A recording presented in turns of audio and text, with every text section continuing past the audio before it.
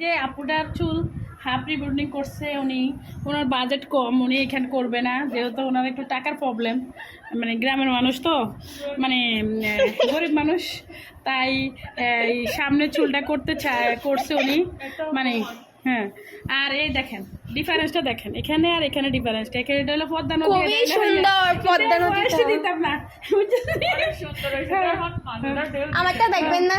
হ্যাঁ দেখেন দেখেন দেখেন, এই যে অরিজিনাল চুল আপুটার, এই অরিজিনাল চুল। আর এটা হচ্ছে রিবেন্ডিং করার পর, এই দেখছেন আমাদের ট্যাগ রিবন্ডিং করার পর।